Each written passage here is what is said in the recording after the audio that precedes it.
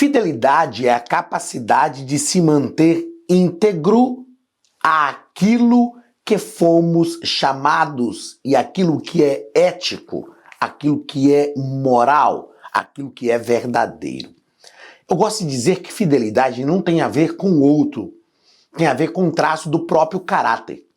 A Bíblia nos ensina que Deus é fiel, mesmo que sejamos infiéis.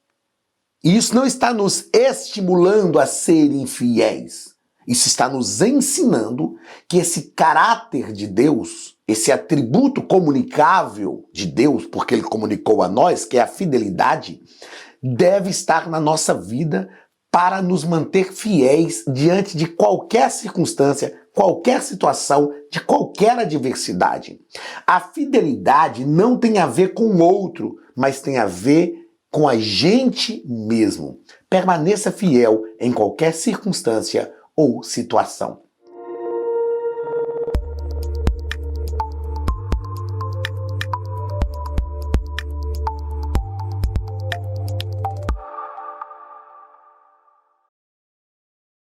Queridos, sejam bem-vindos mais uma vez à Academia de Pregadores.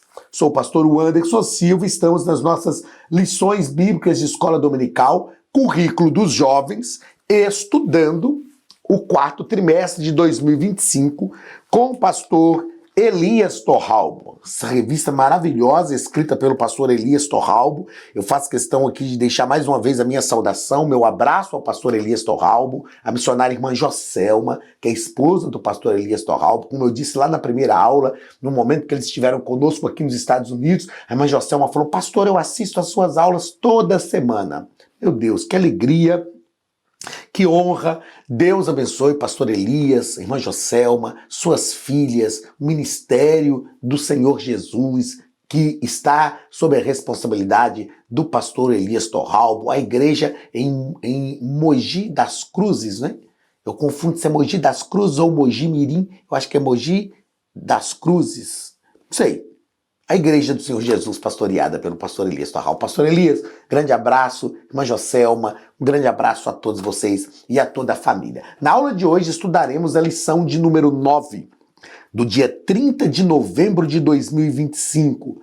Vamos tratar sobre a fidelidade dos recabitas. Se você nunca tinha lido a história dos recabitas, você vai perceber, vai entender essa história e vai compreender por que Deus utiliza os recabitas como uma ilustração para o povo de Israel. Os recabitas, que não eram povo de Deus, digamos assim, não faziam parte da comunidade de Israel, da comunidade judaica, mas tinham sinceridade e fidelidade ao seu líder, ao seu fundador. Ou seja, os recabitas, nós vamos perceber na aula de hoje, que eles cumpriam aquilo que Provérbios nos ensina. Não removam os marcos antigos que fixaram os vossos pais. E é algo que nós precisamos enfatizar na nossa geração. O texto principal da nossa lição está em Filipenses, capítulo 2, versículo 15. Para que sejais irrepreensíveis e sinceros, filhos de Deus, inculpáveis no meio de uma geração corrompida e perversa, entre a qual resplandeceis como astros no mundo. O chamado de Deus para a nossa vida não é para que nós sejamos como todo mundo. Todos nós já ouvimos a mãe da gente dizer, né? Você não é todo mundo. Deus nos chamou para realmente fazermos uma diferença em todas as áreas da nossa vida e em todos os lugares que o Senhor nos plantar. O resumo da lição nos ensina que Deus usou os recabitas como um exemplo de fidelidade aos seus princípios para advertir Judá. Que fique muito claro aqui que os recabitas eram um exemplo de fidelidade aos seus princípios, não eram aos princípios da palavra de Deus. É claro que se Deus usou os recabitas, eles tinham atitudes louváveis, sem dúvida nenhuma, mas não era povo de Deus. Mas tinha um grande exemplo e Deus usou o exemplo deles para chamar a atenção de Judá. O texto bíblico da nossa lição está em Jeremias capítulo 35, do versículo 1 ao versículo 14. Palavra que do Senhor veio a Jeremias nos dias de Jeoaquim, filho de Josias, rei de Judá, dizendo: vai à casa dos recabitas e fala com eles e leva-os à casa do Senhor, a uma das câmaras, e dá-lhes vinho a beber.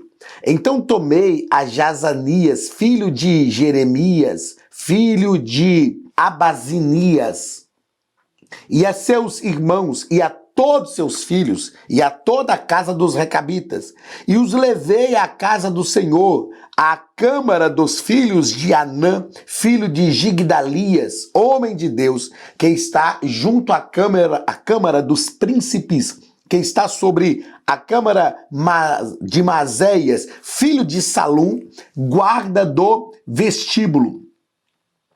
E pus diante dos filhos da casa dos recabitas taças cheias de vinho e copos, e disse-lhes: bebei vinho. Mas eles disseram: não beberemos vinho, porque Jonadab, filho de Recabe, nosso pai, nos mandou dizendo: nunca bebereis vinho, nem vós, nem vossos filhos, não edificareis casa, nem semeareis semente, não plantareis, nem possuireis vinha alguma, mas habitareis em tendas todos os vossos dias, para que vivais muitos dias sobre a face da terra em que vós andais peregrinando. Obedecemos, pois, à voz de Jonadab, filho de Recabe, nosso pai, em tudo quanto nos ordenou, de maneira que não bebemos vinho em todos os nossos dias, nem nós, nem nossas mulheres, nem nossos filhos, nem nossas filhas, nem edificamos casas para nossa habitação, nem temos vinha, nem campo, nem semente, mas habitamos em tendas. Assim ouvimos e fizemos conforme tudo nos mandou Jonadab, nosso pai. Sucedeu, porém, que, subindo Nabucodonosor, rei da Babilônia, a esta terra, dissemos: vinde e vamos-nos a Jerusalém por causa do exército dos caldeus e por causa do exército dos sírios. E assim ficamos em Jerusalém. Então veio a palavra do Senhor a Jeremias, dizendo: assim diz o Senhor dos exércitos, o Deus de Israel: vai e dize aos homens de Judá e aos moradores de Jerusalém: porventura nunca aceitareis instrução para ouvirdes as minhas palavras, diz o Senhor. As palavras de Jonadab, filho de Recabe, que ordenou a seus filhos que não bebesse vinho, foram guardadas, pois não beberam até este dia.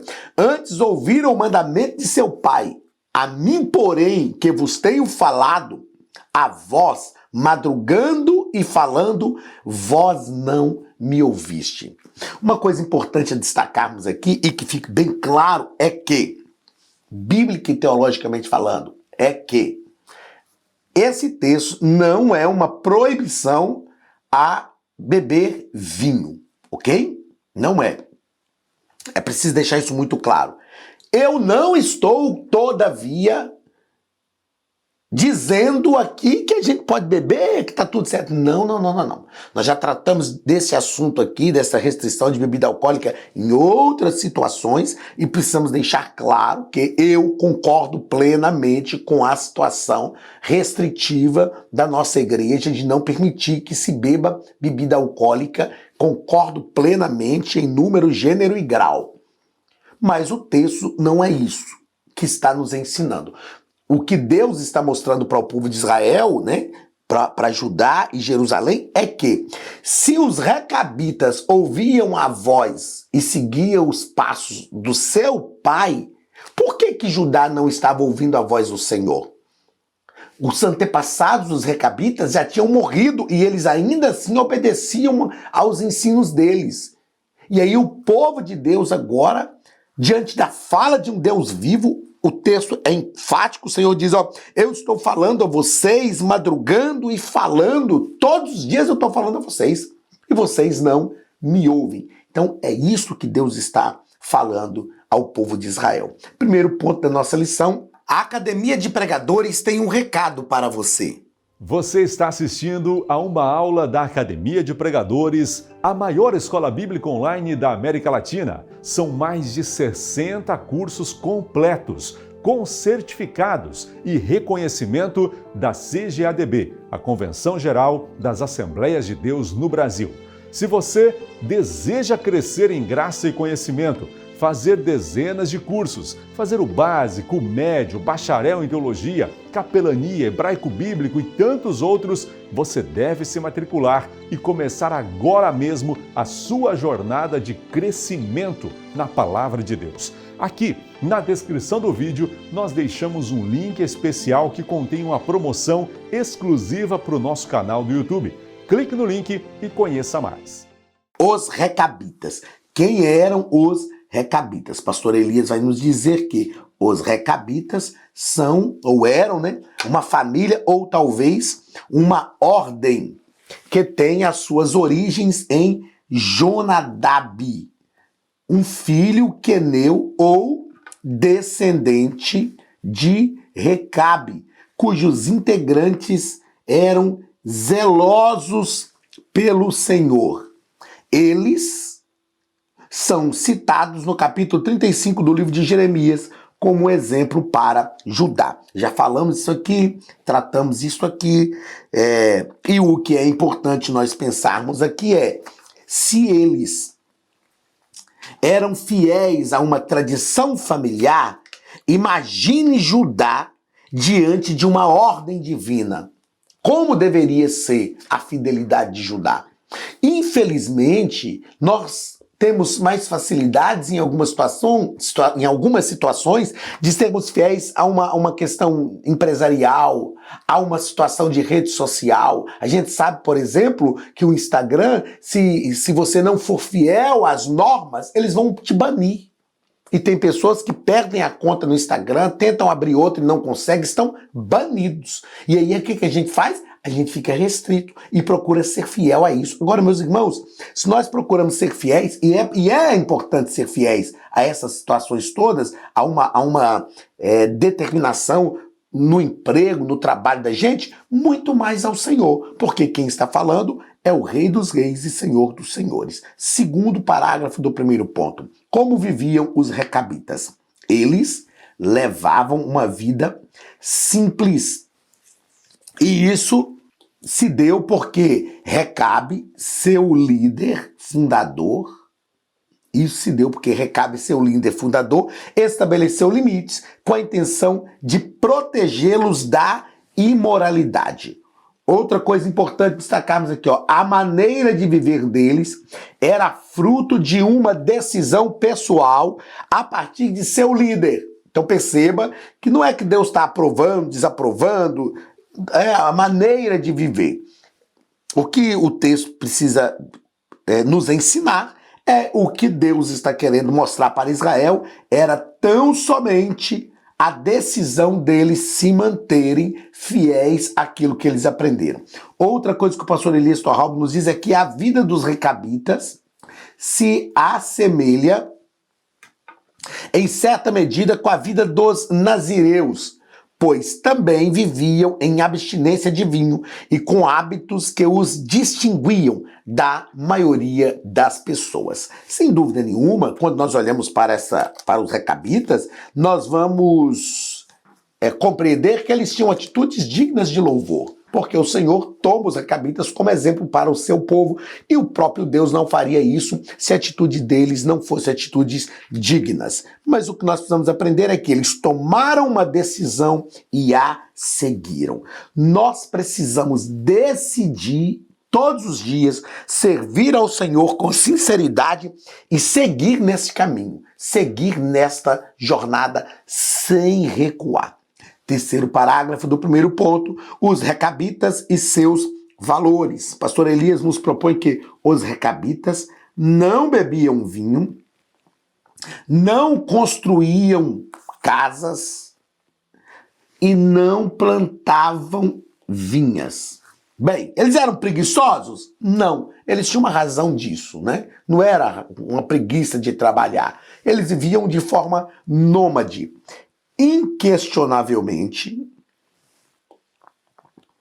essas atitudes estiveram pautadas em valores que fundamentavam a vida dos recabitas, tais como obediência, limites a serem observados, vida separada e prevenir-se para não agir imoralmente e não cair na idolatria. Então, são valores, os valores, a razão pelas quais os recabitas tinham essa atitude, deixam claro que são valores importantes para o povo de Deus também. Aí a pergunta que eu coloquei aqui é, se eles tinham esses limites, o que se podia esperar do povo de Deus? Ah, mas a Bíblia diz, pastor, que os filhos das trevas são mais prudentes que os filhos da luz. Eu sei que a Bíblia diz isso, mas isso não é uma ordem bíblica. Isso é uma observação da palavra de Deus. E que nós precisamos fazer de tudo para que não se cumpra na nossa vida. Para que não seja uma verdade na nossa vida. Vou te explicar. A Bíblia diz, por exemplo, que é lícito que venham os escândalos. Ou é mister que venham os escândalos. Ou seja, os escândalos vão acontecer. Agora, ai daquele por quem os escândalos vierem. Aí eu vou dizer, não, já que tem que acontecer escândalo, então eu serei uma fonte de escândalo. Ai daquele por quem os escândalos vierem. Então, se os filhos das trevas são prudentes, muito mais nós, os filhos da luz, precisamos ser mais excelente ainda do que os filhos das trevas. Segundo ponto da nossa lição, Jeremias e os recabitas. Primeiro parágrafo, compreendendo o texto. O pastor Elias vai nos falar sobre casa do Senhor e câmara dos filhos de Anã. Possivelmente é uma referência bíblica que informa que Gigdalias foi o seu pai, além de dizer que foi um homem de Deus. Então, Jeremias leva esses recabitas num lugar onde realmente eles poderiam ser vistos e as suas atitudes observadas. O pastor Elias nos diz que, frente à proposta do profeta para que eles tomassem vinho, os recabitas não só rejeitaram, como reafirmaram o compromisso com os ensinamentos de seu líder fundador, sem deixar de mencionar que estavam em Jerusalém de passagem. Então, isso aqui é importante para nós, como povo de Deus, e o texto está deixando claro. Estamos nesta terra de passagem, isto é, não tinham nenhuma intenção de fazer alianças duráveis. Os recabitas estão dando um ensino para o povo de Deus. Nós estamos nesta terra de passagem e não vamos fazer alianças duráveis com esta terra. Olha, eles estavam na terra do povo de Deus e eles tinham essa convicção, nós estamos aqui, estamos obedecendo ao nosso Pai, estamos aqui de passagem e nós não vamos negociar os princípios que aprendemos com o nosso Pai para fazer alianças duráveis nesta terra. Irmãos, isso é um reflexo para a nossa vida. Nós estamos na terra de passagem, temos uma ordem do nosso Pai Celestial, do nosso Deus, e não vamos negociar isso para fazer alianças com esta terra. Segundo parágrafo do segundo ponto, o exemplo dos recabitas. O exemplo dos recabitas. Deus, nos diz o pastor Elias Torralbo, já tinha usado os profetas para falar a Judá há algum tempo, mas sem mudança alguma em suas atitudes. Deus já vinha falando, Deus já vinha tratando com eles e agora Deus vai usar um exemplo, mas Deus já havia falado. Deus também mostrou a fidelidade dos recabitas em contraste à indiferença de Judá diante da sua palavra, com o propósito de ativar a consciência de seu povo sob a promessa de não o tirar de sua terra. Então o que Deus está fazendo? Deus está pegando ali um povo ímpio e mostrando para o seu povo, olha, eles são fiéis. O próprio Deus explica para eles, se eles obedecem à voz dos seus fundadores, e vocês que eu tenho falado todos os dias, madrugando e falando, vocês muito mais deveriam obedecer à minha voz. Então é isso que o Senhor está me ensinando. Agora, terceiro parágrafo do segundo ponto, a mensagem. Qual é a mensagem, né, que nós aprendemos aqui? Ali estava diante do povo um exemplo da fidelidade de um grupo às ordens de seu líder, já morto, há cerca de 2 séculos, contrastando com a fidelidade de Judá frente ao Deus vivo. E o pastor Elias continua: enquanto os recabitas guardavam com diligência uma tradição humana, o povo de Judá desprezava a lei do Senhor. Portanto, a mensagem é a de arrependimento. É uma mensagem de arrependimento. O Senhor está dizendo: vocês precisam, Israel, vocês precisam, Judá, se arrepender de verdade. Ó, eu notei aqui, ó, os filhos das trevas são mais prudentes na sua geração do que os filhos da luz. É isso mesmo, Lucas capítulo 16 e versículo 8. O Senhor Jesus disse isso, mas isso não é para ser uma verdade na nossa vida. Foi uma observação que o Senhor Jesus fez. Judá deveria se envergonhar. O povo de Deus, na verdade, deveria se envergonhar dessa situação. Deus queria levar o seu povo a pensar. Eu sei que quando a gente fala sobre isso, na nossa geração de filhos, eles falam assim: mas eu detesto comparação, o senhor está me comparando. Não, não é uma comparação. É um referencial, é um exemplo que Deus está tomando para mostrar para o seu povo que eles deveriam ser ainda mais excelentes. Terceiro ponto da nossa lição: um chamado à santidade. Deus chama o seu povo à santidade. Primeiro parágrafo: o que é santidade? Santidade é aquilo que é próprio do que é santo. Isto é santidade. Santidade é também denominado como nação santa, ou viver em santidade, né? Viver em santidade. Aliás, deixa eu voltar aqui porque o que eu tinha marcado era outra coisa. Santidade é a qualidade de quem se entrega sem reservas a Deus e para Ele vive de forma exclusiva a fim de agradá-lo. Então, santidade, nós precisamos entender que tem a ver com a nossa entrega, com o nosso esvaziamento. Santidade tem a ver com o que Deus tem de nós e não com o quanto nós temos de Deus. Tem gente que acha assim: eu vou buscar santidade para minha vida, então eu vou buscar Deus. Quanto mais de Deus eu tiver, mais santo eu serei. Não, santidade tem a ver com a nossa entrega, tem a ver com o nosso esvaziamento, tem a ver com nos lançarmos em Deus. Isto é santidade. E infelizmente, ao longo dos anos, as pessoas têm interpretado mal o que é uma vida de santidade, acreditando que santidade tem a ver com um esforço pessoal. Não, santidade tem a ver com uma entrega. Nós nos entregamos ao Senhor e Ele nos santifica. Então, santidade tem a ver com a nossa entrega. Muito bem. Segundo parágrafo do terceiro ponto. Santidade como fruto da fidelidade. Santidade e fidelidade são virtudes.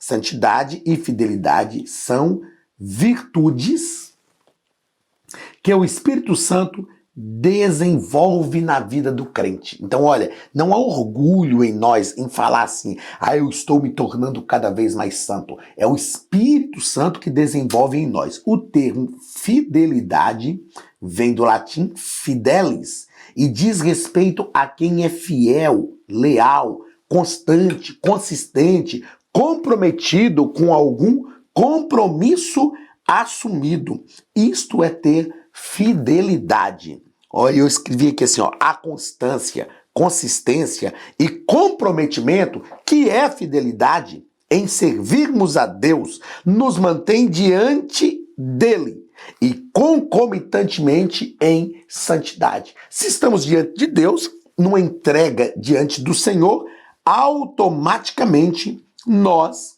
teremos como reflexo disto a santidade de Deus na nossa vida. Então, como faço, pastor, para ser santo? Se mantenha diante de Deus, de forma constante, consciente e comprometida. Isto é fidelidade. A fidelidade gera a santidade. Terceiro parágrafo do terceiro ponto, a santidade que abençoa. Deus quer que seu povo seja santo, e aos que fazem a sua vontade, tem a promessa de que permanecerão para sempre.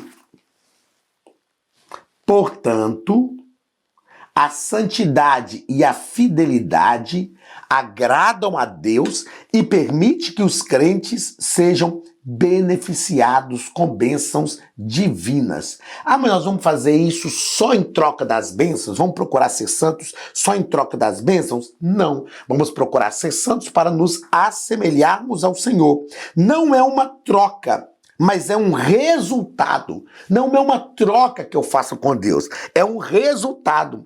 Eu me assemelho ao Senhor, fico parecido com Ele, as bênçãos dele vêm sobre a minha vida como resultado das minhas atitudes. Deus, essa frase aqui que eu notei para não esquecer, eu gosto muito dela. Quanto mais santos nós nos tornamos, mais parecidos com Deus, isso quer dizer que mais perto de Deus nós estamos. Aí vem essa frase, ó. Deus não tem filhos prediletos, mas tem amigos íntimos. Tem gente que acha, o Senhor é o meu papaizinho. Não, ele é o seu papaizinho, é papaizinho do mundo inteiro.